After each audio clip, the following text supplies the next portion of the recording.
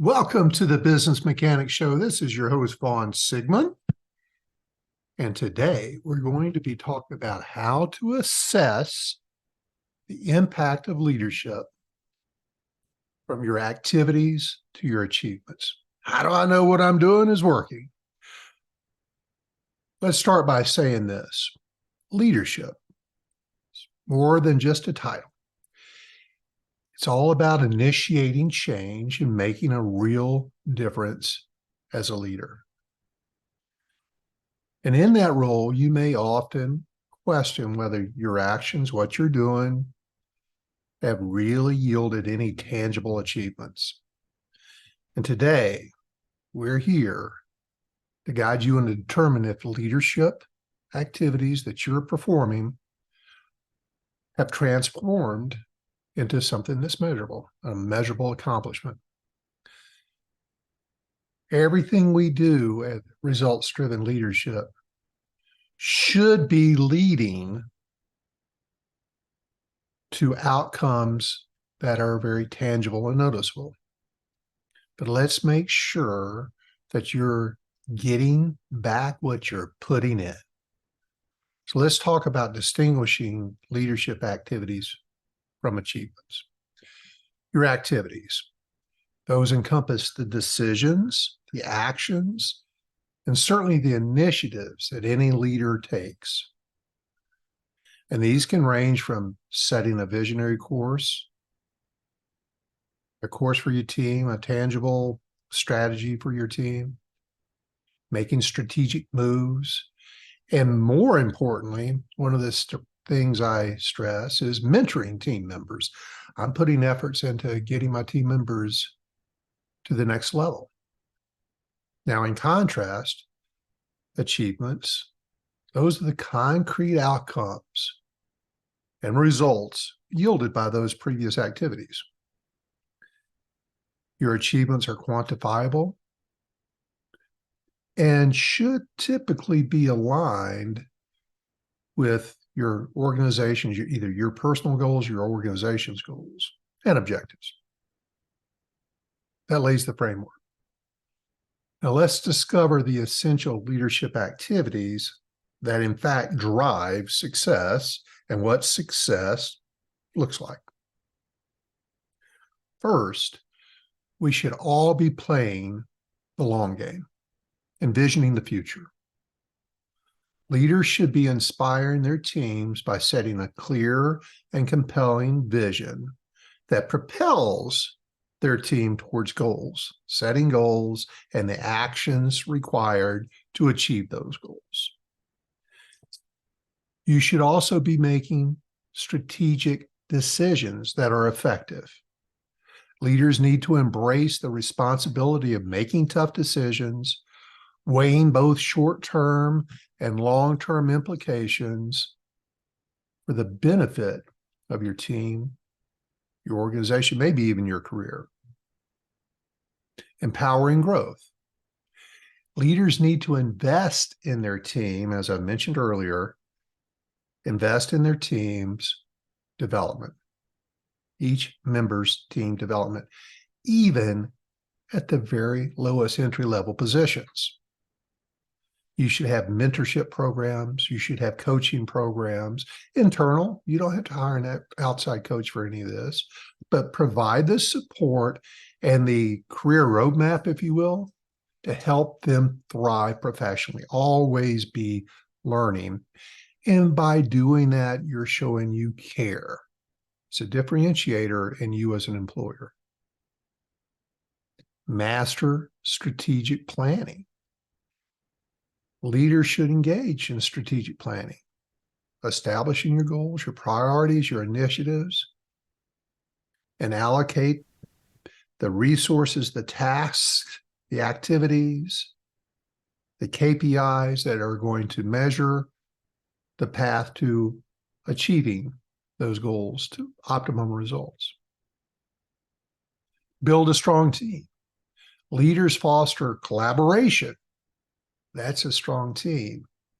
Leaders foster collaboration and unity within their team. Organizing team building activities. That doesn't mean just going to K1 and going racing or bowling or golf or any of those. Team building activities could be just a lunch every now and then, a collaborative session, a problem-solving session. This not only strengthens relationships, but it creates and enhances teamwork. If you're making all the decisions, or you and just a small group of people, you're making all the decisions and creating all the strategies and actions, you're really shorting yourself from an intellectual property standpoint. And you're not creating this strong team. Involve everyone. At least bring them to the table. Get them to participate. The next one, huge. I talk a lot about it. Resolving conflicts. You must be able to have difficult conversations and deal with issues. You're paid to overcome problems, not live with them. And very often your problems as a leader, as a manager, are resolving conflicts between the company and an employee, between you and an employee, between employee to employee. But we need to resolve these conflicts in a way that benefits both the team and the organization. And you must be very adept at that. And then you should always have the mindset of continuous improvement. Be in the long game. Leaders consistently evaluate their team's performance and provide constructive feedback. Acknowledging achievements, inspire ongoing growth. That's a big part of our performance management program. Almost all of these cost nothing, but the outcomes, the ROIs to these are substantial.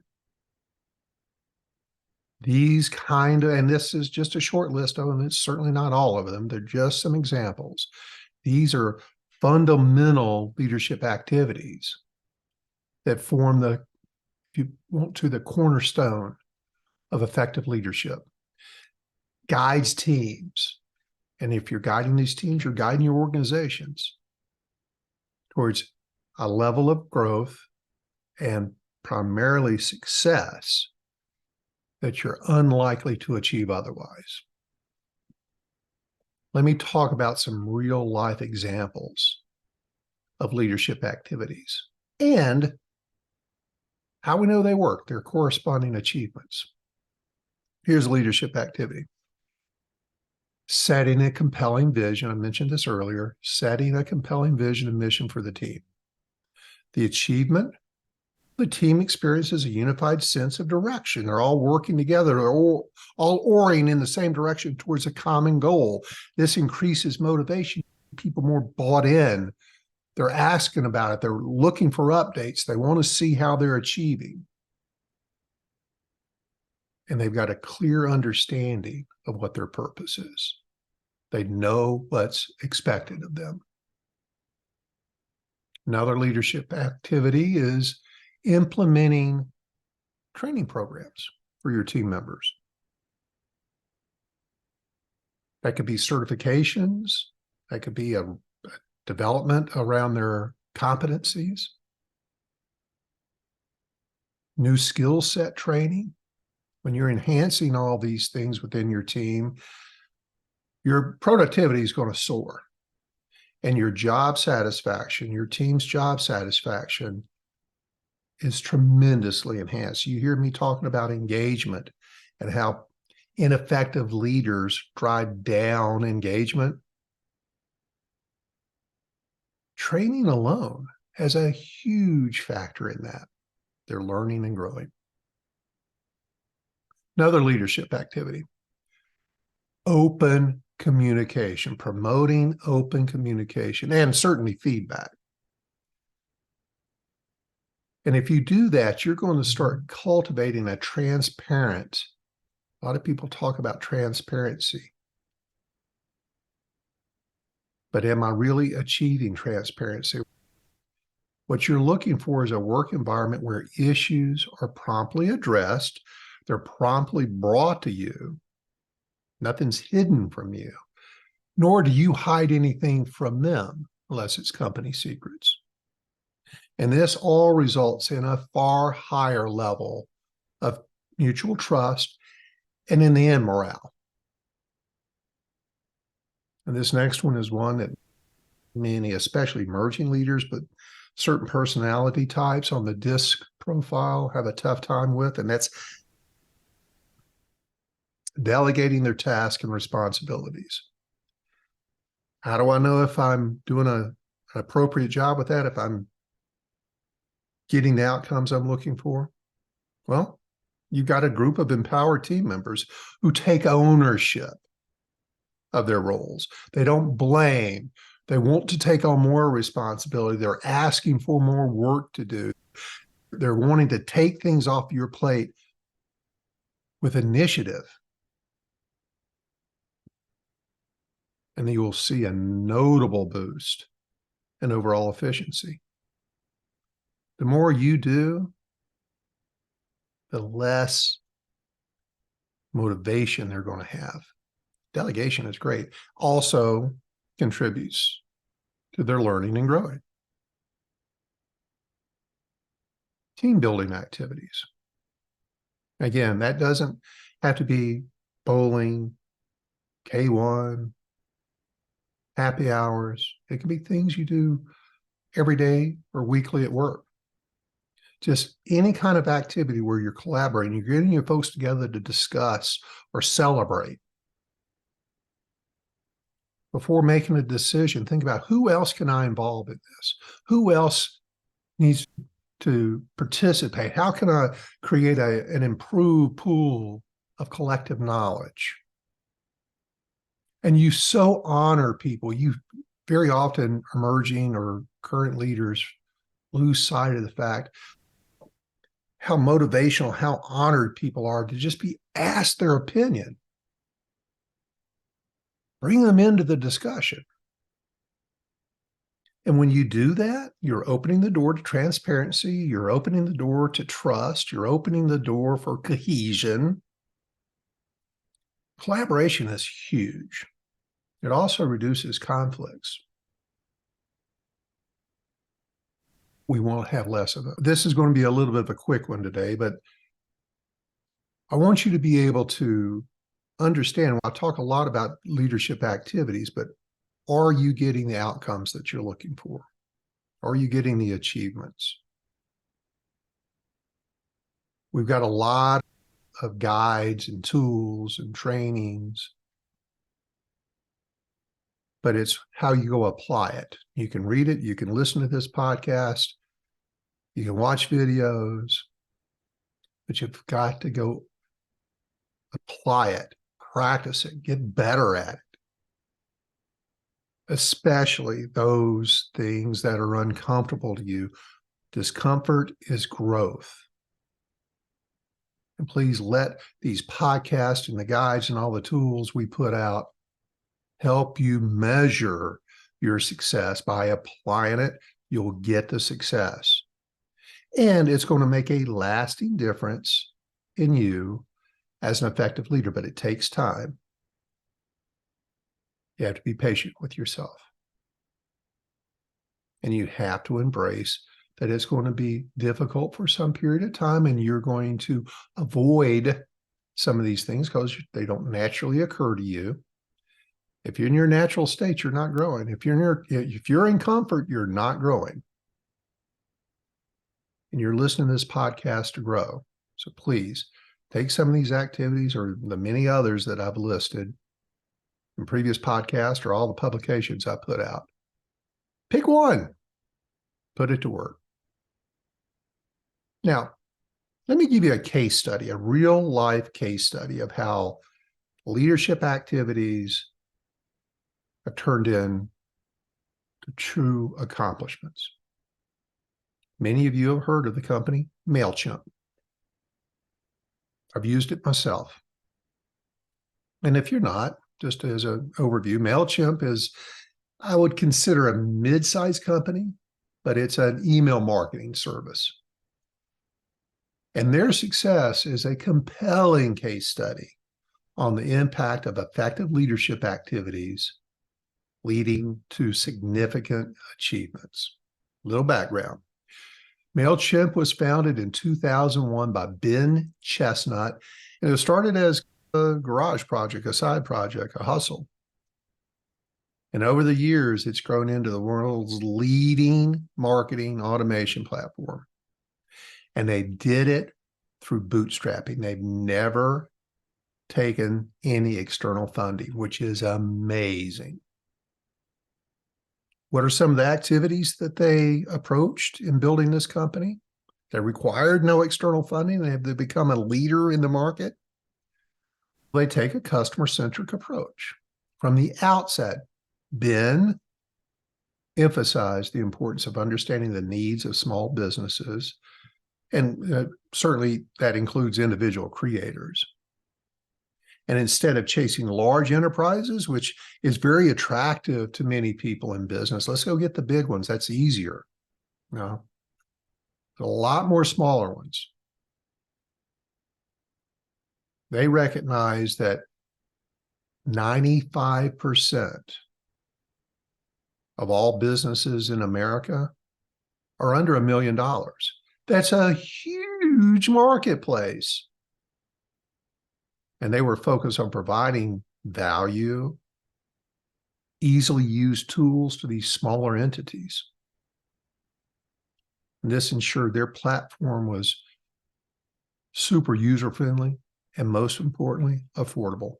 And it is even today. What's their achievement out of that mindset?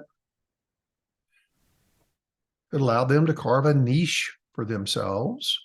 Is it a niche or a niche? I'm going to say niche. That's what I've always said. I don't want to sound fancy. They carved a niche for themselves in a market dominated by bigger players like HubSpot, which ain't as easy as MailChimp, believe me. And their platform truly has become almost the Kleenex of email marketing and other services. It's the go-to solution for small businesses. And that's led to long-term organic growth and a very loyal customer base. You can do a whole lot worse in investing in services. Here's another leadership activity, continuous innovation. And I've certainly experienced watching this happen with MailChimp. Even though MailChimp had solidified its position in email marketing, Chestnut recognized the need for diversification. So he pushed the company. He looked for opportunities that small businesses could benefit from to evolve from just an email marketing tool to all-in-one marketing platform, including social media. So the achievement in all that is expanded its offerings.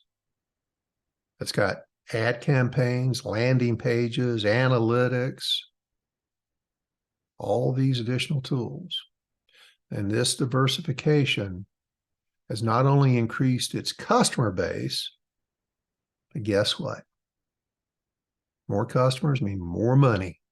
And so they've boosted their revenue stream as well. Here's another leader activity. They put a lot of emphasis on company culture. Chestnut believed in fostering a unique company culture, and he prioritized employee well-being. He encouraged creativity, and he maintained a very flat organizational structure. You all often hear me talk about my previous employer, CarMax, the juggernaut of the car business. They too, for much of their growth, had a very flat organizational structure, very little upper management. I had a direct path to the CEO. There was LGMs, there was me, It was the CEO. But the CEO had to empower me.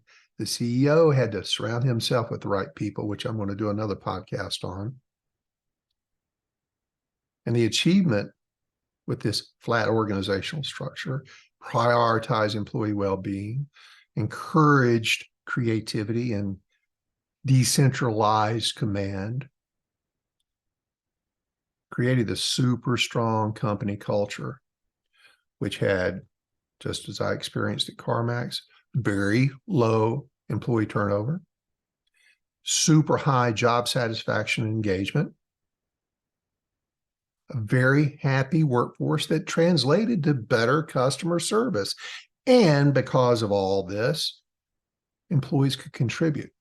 They were more innovative. Came up with a lot of great solutions. Here's one that's less common, but man, do I love it. Bootstrapping and creating financial independence. Unlike many tech startups, Chestnut decided to bootstrap MailChimp, and he avoided all external investors, including venture capital. And by doing so, the achievement and all that is they remain independent. They could make their own long-term strategic decisions without external pressures. They could grow at a pace that was suitable for them, not to an investor. It allowed them to reinvest profits back in the company. They weren't paying percentages to anybody. And they've become close to $1 billion company in a land of VC-dominated organizations. So, to wrap that up, their journey from this side hustle to a marketing powerhouse is a testament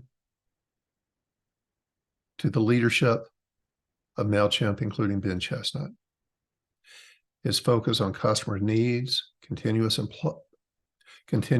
innovation, company culture, people-first mindset, financial independence has made them super successful. Their trajectory has been highly recognized and highly adopted. Their service is highly adopted in the mid-size and small business sectors.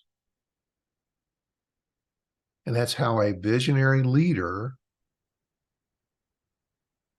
can take these great approaches and achieve very tangible outcomes.